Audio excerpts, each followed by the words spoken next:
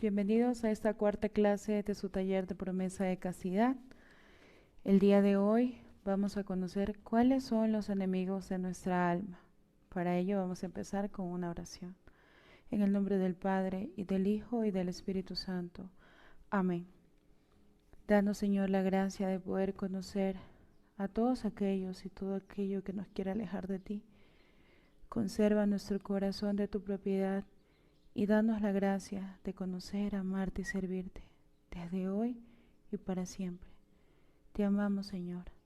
Danos la gracia de corresponder a tu amor de forma permanente, consciente y libre.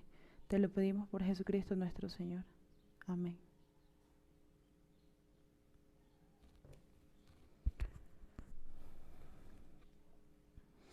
Muy bien, entonces, bienvenidos a esta cuarta clase de su taller de promesa de castidad. Hoy oficialmente cumplimos una tercera parte de este taller de preparación para ese compromiso tan hermoso al que vamos caminando juntos. La misión de la clase de hoy es que podamos reconocer cuáles son esos enemigos que nos quieren alejar de Dios, que quieren para nuestra alma su perdición, y conociéndolos saber cuál o cuáles podrían ser las estrategias que nosotros implementemos para poder ganar en la batalla.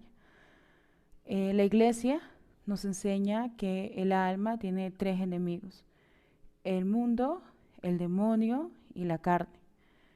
Y vamos a desglosar un poco de qué se tratan estos tres enemigos para poder saber pues por dónde puede venir el golpe, ¿no? Cuando nosotros estamos luchando una batalla o cuando existe un luchador, por ejemplo, dentro de una competición, una de las cosas que mejor le conviene y de hecho a lo que se dedica mucho tiempo antes de la batalla en sí misma es ver y ver y ver y ver y ver videos, por ejemplo, de cómo es la estrategia de lucha de esa persona, ¿no?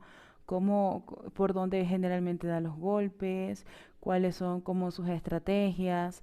Entonces, a nosotros nos conviene saber cuáles son los enemigos a los que nos estamos enfrentando o a los que nos vamos a enfrentar para poder saber por dónde va a venir el golpe, por dónde vamos nosotros a ser tentados, por dónde vamos a ser heridos, cuál va a ser como la forma flaca de nuestra alma en la que va a ser atacada, y así nosotros poder armar estrategias que nos, si no bien nos aseguren, nos procuren una mayor posibilidad de ganar esa batalla, que sería en este caso, por supuesto, salvar nuestra alma.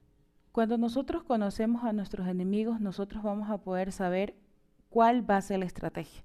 Y si nosotros querríamos resumir las estrategias, pues básicamente sería como entre dos opciones: o luchar o huir. Seguramente en sus países también hay un dicho popular que dice, mejor que digan que aquí corrió que aquí murió. Y ciertamente, pues a veces, muchas veces de hecho, huir es la forma más inteligente de vencer. Entonces, cuando nosotros podamos reconocer como por dónde se nos va a atacar, sabremos mediante la inteligencia y la voluntad qué es lo que nos conviene. ¿Nos conviene quedarnos quietos allí a resistir la tentación o nos conviene huir? Hablando de los primeros enemigos del alma, el primero que me gustaría mencionar es el demonio. Es importante saber aquí o como repasar este dogma de fe que el demonio es un ser angélico, no es una idea. El demonio no es una especie de idea generalizada del mal, de la maldad en el mundo, no. El demonio es un ser de naturaleza angélica, ¿verdad? Que decidió en su momento y para siempre no servir más a Dios. Por tanto, nosotros necesitamos como ser muy conscientes de que este es un ente, ¿verdad? Un ser angélico, de naturaleza angélica, que está constantemente atacando al alma para que, digamos, sea de su club, para que nosotros no amemos ni sirvamos a Dios como Él lo decidió hacer, para llevarnos de su bando. Entonces, a el demonio, como ser angélico, tiene sus características propias de un ángel, ¿verdad? Es superior al hombre en inteligencia, no está sujeto a la naturaleza humana, ni al tiempo, ni al espacio. Por tanto, pues la forma en la que incide en nuestra alma o la forma en la que se presenta como un enemigo, podríamos mencionarla de dos maneras: la forma ordinaria, en la que el demonio ataca al alma es mediante la tentación. Es de hecho la forma cotidiana en la que el demonio está constantemente invitando al alma a desobedecer y a no amar y no servir a Dios. Y una forma extraordinaria que sería mediante la posesión. Entonces es importante que nosotros sepamos que existen estos dos y que aunque si bien es cierto es muy interesante conocer cómo se dan las posesiones y los exorcismos, que seamos aún más conscientes que el demonio, que es el tentador, está diariamente y constantemente, y de hecho más de una vez al día presente en nuestra cotidianidad, invitándonos al pecado como una suerte de tentador. Entonces, así como el demonio se ve presente en el Génesis, cuando tienta a nuestros primeros padres, Adán y Eva, para que desobedezcan a Dios, así también esta insistencia de que, de que el hombre caiga en pecado dura hasta el día de hoy y es la forma ordinaria en la que el demonio tiene acción en el mundo y en nuestra alma para que nosotros desobedezcamos, no amemos y no sirvamos a Dios. Del demonio entonces podemos decir que tenemos como, ya conociendo su acción ordinaria y su acción extraordinaria, ciertas estrategias o ciertas cosas que tenemos que cuidar para no caer en su juego. El primero es, por supuesto, todo lo opuesto a lo que él nos tienta, ¿no? Si nos tienta en la desobediencia, adjudicar la obediencia como principal método de batalla, si nos tienta en la soberbia, procurar por inteligencia y voluntad humillarnos para ejercernos en la humildad, si nos tienta en la lujuria, provocar siempre espacios donde reine la castidad, y eso para atacar su forma ordinaria y cotidiana de acción, que es la tentación que en la persona, ¿verdad? No dar espacio para la tentación. Siempre es más sabio y más prudente huir de ella, no quedarnos como allí dando vuelta, porque de hecho una de las formas en las que vas a ser tentado por el demonio es mediante el asalto de eh, pensamientos muy torpes. Entonces, contemplar un pensamiento torpe, dice mi párroco, que el pecado comienza con un mal pensamiento, que si no lo controlamos baja el corazón y se vuelve un mal deseo, que si no lo detenemos allí pasa a la acción y se convierte en una mala acción. Entonces, cuando nosotros huimos, lo que hacemos es cortar este primer punto de ataque del demonio, que es colocar un pensamiento torpe o un mal pensamiento en nuestra cabeza, que cuando lo cortamos, nos distraemos, salimos, hacemos otra cosa y lo eliminamos o huimos de él, lo que hacemos es que no lo dejamos avanzar y por tanto no constituye en sí mismo un pecado y habremos dicho ganamos la batalla. Esta batalla la hemos ganado huyendo. El demonio no puede forzar a nadie a cometer ningún tipo de pecado. Y es muy común dentro de la creencia popular que el demonio, por ejemplo, toma posesión de algunas personas y le hace cometer ciertos pecados, que le hace cometer infidelidades. Entonces las personas quieren atribuir ciertos pecados de las personas a una posesión en mayor o menor grado. No obstante, nosotros podemos aquí decir que no es así. El demonio no puede tomar posesión en la voluntad de la persona, ni le puede forzar a hacer cosas que ella no quiera. El demonio puede tentar. De hecho, por su inteligencia angélica, es muy astuto en la forma de tentar a la persona. De esto también se puede servir como, por ejemplo, para predecir los comportamientos de la persona, porque le conoce, porque es capaz, mediante su inteligencia angélica, de prever cuál es el siguiente paso de la persona y en base a ese siguiente paso armar una estrategia de tentación. Pero no podemos decir que el demonio ya con posesión o ya sin ella tiente a la persona para cometer un pecado y la force a cometer el pecado. La posesión no es en sí misma un pecado, incluso. Entonces nosotros tenemos que ser muy conscientes de decir que, por ejemplo, este enemigo está fuera de nosotros. Este enemigo va como tomando puntes y estrategias sobre cuáles son nuestras debilidades y sobre ella arma tentaciones muy inteligentes que de hecho casi siempre nos hacen caer, pero que no tiene ninguna forma extraordinaria de tomar posesión de nuestra voluntad, no lo hace. Dios, aún pudiendo hacerlo, no lo hace y el demonio no tiene la capacidad de hacerlo. El segundo enemigo del alma es el mundo y pues este concepto de mundo puede tomarse de forma diversa digamos, según el contexto en el que la palabra se aplique. Mundo puede ser donde habitamos, mundo puede ser un sinónimo de tierra, mundo puede ser un montón de cosas, pero nosotros acá vamos a contextualizarlo desde como el concepto evangélico, ¿no? El concepto evangélico donde siempre nos dicen, ustedes no son del mundo. Dice Jesucristo que su reino no es de este mundo. Entonces lo que se refiere es a todo aquello que existe dentro de la naturaleza humana, dentro de este contexto de donde se habita la persona y todo su entorno, todo su ambiente, pero aquello malo, o sea, aquello donde el demonio tiene su reinado, todo aquello donde el demonio ofrece dentro del entorno de la persona la maldad. Ese es el concepto que nosotros vamos a tomar ahora para decir que el mundo es el enemigo. Entonces es importante que nosotros aclaremos este punto porque vamos a tener en cuenta que no significa que nosotros, al no ser del mundo, no podamos compartir con las cosas del mundo. Es decir, no puedo ir a trabajar, no puedo ir a la escuela, no puedo ir a tomar un café, no me puedo comer un postre porque esas son cosas del mundo y yo no puedo ser del mundo. No. Cuando nosotros desde el concepto evangélico nos referimos al mundo, nos referimos a lo malo que hay en el mundo, a lo que arrastra al hombre al pecado.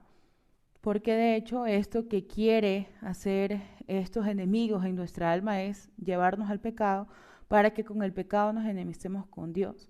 Entonces, aquí cuando nosotros encontramos esta como determinación de lo que el mundo significa como enemigo del alma, para nosotros es mucho más fácil ser conscientes de lo que se trata no es de huir de la cotidianidad, no es huir de las cosas que por nuestra naturaleza humana nos compete asumir, como el trabajo, la educación, la participación social, la vida en la política, la vida cívica, sino lo que se trata es de huir a aquello malo donde el demonio tiene su reinado. Cómo el demonio influye en el alma de la persona para ser un auténtico enemigo mediante la normalización del pecado. Cada vez todo el contexto social y todos los poderes que gobiernan este contexto humano, si se quiere llamar de alguna forma, buscan, dado que han sido seducidos primero por el demonio, normalizar el pecado y hacerlo incluso sistemático, ¿no? Por medio, por ejemplo, de la creación de leyes que van en contra de la dignidad de la persona, estimulando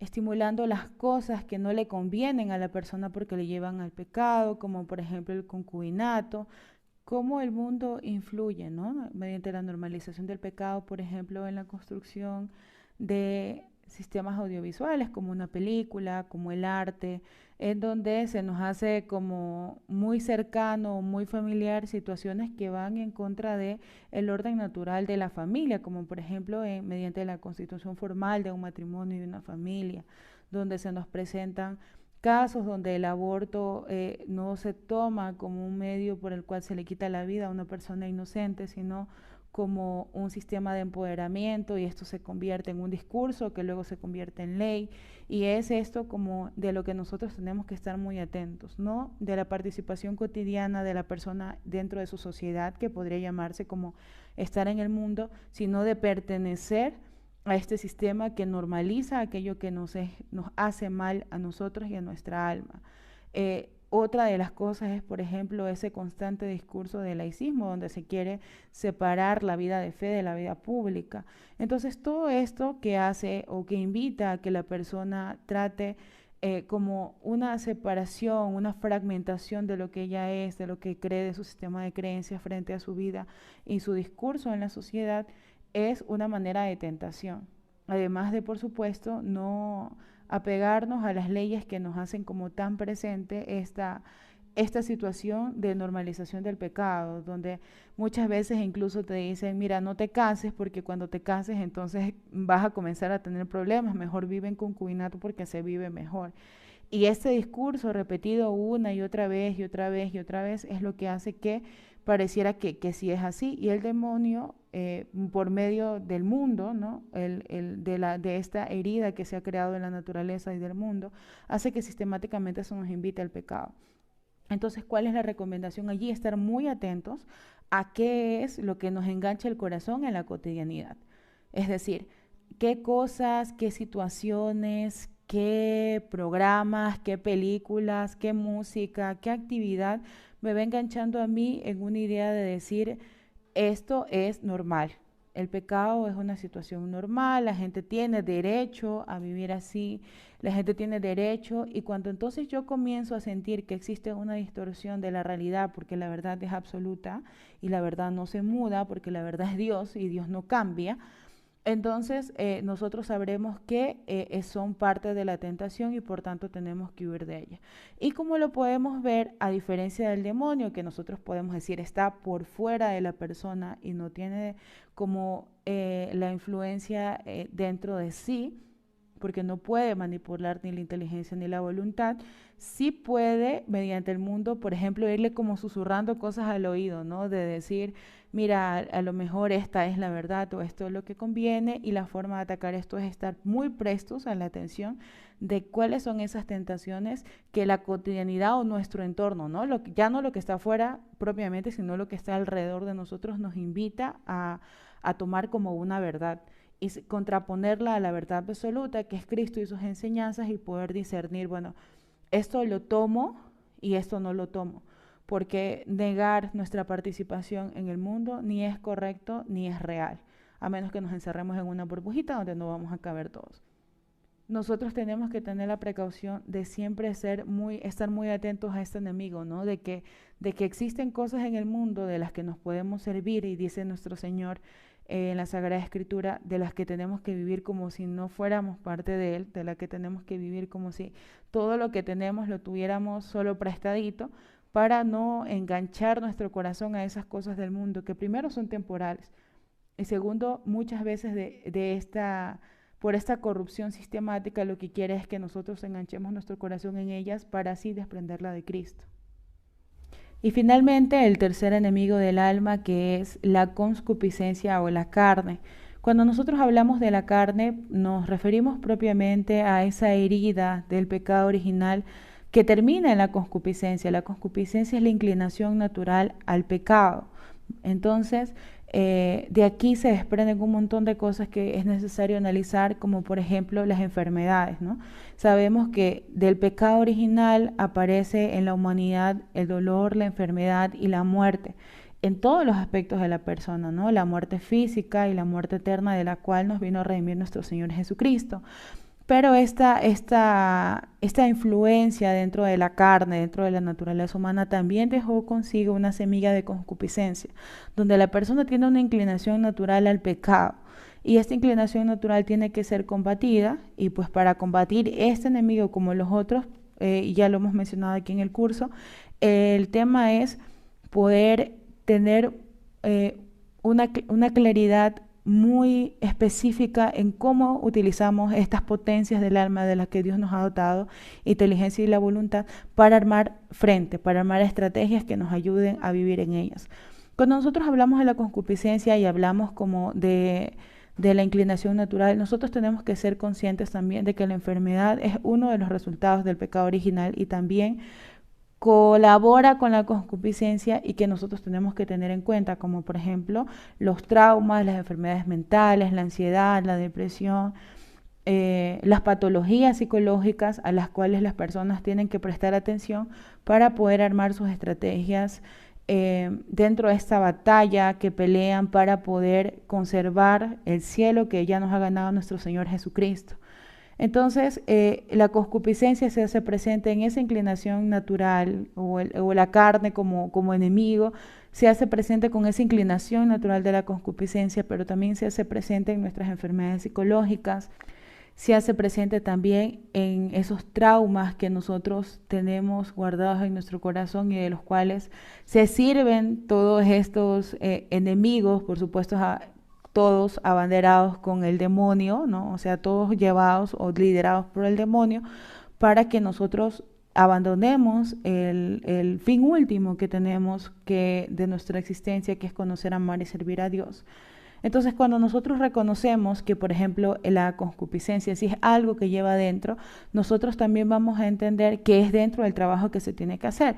Si una persona reconoce que una de las mayores causas que tiene sus vicios o sus pecados viene de una patología psicológica que necesita ser atendido, ok, entonces desde su inteligencia, reconociendo el origen de su patología, busca ayuda por medio de su voluntad, se prestará a la ayuda psicológica católica basada en valores, en moral, y en base a ella pues va a tener un tipo de sanación psicológica, va a tener un tipo de va a poder atender esa afección que le está llevando al pecado. De esto hablaremos en las próximas clases, donde vamos a hablar también de qué es lo que llevo dentro de mí. Esta parte del curso ya se llama la realidad, ¿no? Conociendo un poco sobre qué es lo que me estoy enfrentando. Cuando un promesado se decide a tomar la responsabilidad de su promesa de castidad, entonces tiene que ser muy consciente de estos enemigos, porque va a poder ir descubriendo en ellos como por dónde va el golpe, como lo decía al inicio, y en base a esto poder prever mediante la inteligencia cuál es la forma en la que va a huir, cuál es la forma en la que va a responder. Si la concupiscencia, se me ocurre ahora mismo un ejemplo muy ligero, ¿no? Si la concupiscencia te llama o eres muy sensible a darte el placer, por ejemplo, a lo mejor desordenado, que te llega a caer en gula por medio de la alimentación o por medio del sentido del gusto, entonces tú, conociendo ya que tal vez tienes un problema de desorden alimenticio, y con la ayuda que ameritan tratar los desórdenes alimenticios, tú puedas decir, ok, dado que por medio del pecado original yo he sido herido, y siendo herido puedo reconocer ahora este trastorno psicológico que es parte de mi naturaleza huida, la voy a tratar de forma profesional, y tratándola de forma profesional acompañado del auxilio en el campo espiritual, la oración, como por ejemplo los ayunos y los sacrificios, yo voy a poder ir de a poco superando este trastorno que me hace a mí ser más susceptible a este pecado o a este tipo de pecado, e ir armando una estrategia. Esto va para la otra clase, pero yo creo que es importante aquí aclararlo, ¿no? Dios nos juzga desde nuestra realidad. Dios no juzga a las personas bajo una misma vara, sino bajo su realidad, bajo sus enfermedades, bajo sus traumas, bajo sus vicios. Y lo que reconoce la victoria de cada uno de estos traumas no se halla propiamente en el salir triunfante, sino en cuanto se dio esa alma al proceso. Entonces, si tú eres una persona ahora que está sufriendo tanto como si tuvieras un desorden mental, entonces Dios te va a juzgar desde tu realidad. Dios no te va a juzgar desde la realidad de nadie. Si eres una persona que está batallando con un vicio del cual fuiste presa mucho tiempo, tu libertad se ve coartada por tus afecciones psicológicas, por tus hábitos que ya se crearon, y Dios juzgará tu batalla según tu condición. Entonces no te desanimes. De esto vamos a tratar más adelante en otra clase, pero sí es importante que ahora tú puedas ir reconociendo en tu realidad, y esa es la tarea de esta semana, cómo el demonio, es decir, mediante qué tentaciones en la cotidianidad eres más frecuente, de pensamientos torpes, o más específico, ¿no? De pensamientos que tienen que ver con el pecado de la gula o de la inmodestia o el mundo, a tu realidad actual. ¿A qué es el pecado que te invita? Te invita a la deshonestidad, te invita a la mentira. ¿A qué es lo que el mundo en qué sentido el mundo te está tentando? ¿Qué es lo que tu concupiscencia te invita? ¿A qué eres más susceptible al pecado? ¿En cuál de estos aspectos o en cuál de estas realidades en las que tú vives tu psicología te juega una mala pasada y colabora para enemistarte con Dios? Es importante que tú puedas ir reconociendo como la fuente de cada una de estas posibles tentaciones, para poder ir armando estrategias. ¿Cuáles son estas estrategias? Tú las vas a ir armando mediante el conocimiento de ti mismo, mediante este conocimiento, si se quiere, formal de esta teoría, y mediante la oración. mediante el discernimiento por medio de la oración. Entonces la tarea otra vez de esta semana es ir como enlistando, ¿no? El demonio, ¿cuál es su forma más regular de tentarme? El mundo, ¿cuál es su forma más regular de tentarme? Y la concupiscencia. Tener esto anotado nos va a ayudar a que nosotros luego podamos hacer como un feedback clase con clase, viendo las clases anteriores e ir uniendo estos puntos para saber cuál es la estrategia que vamos a tomar cada uno de nosotros para poder luchar esta batalla. Sé que a este punto del taller de promesa de castidad a lo mejor nosotros ya nos sentimos que no podemos más porque las tentaciones seguro crecieron un montón, pero sépanse que están en nuestras oraciones y que el Señor, que es fuente de todas las gracias, también va a ser fuente de esta y no los deja solitos. Dios te conoce, conoce tu realidad, conoce tu esfuerzo, conoce tu proceso, así que no tengas miedo. Que el Señor nos acompañe y nos libre de todo mal, en el nombre del Padre, y del Hijo, y del Espíritu Santo. Amén.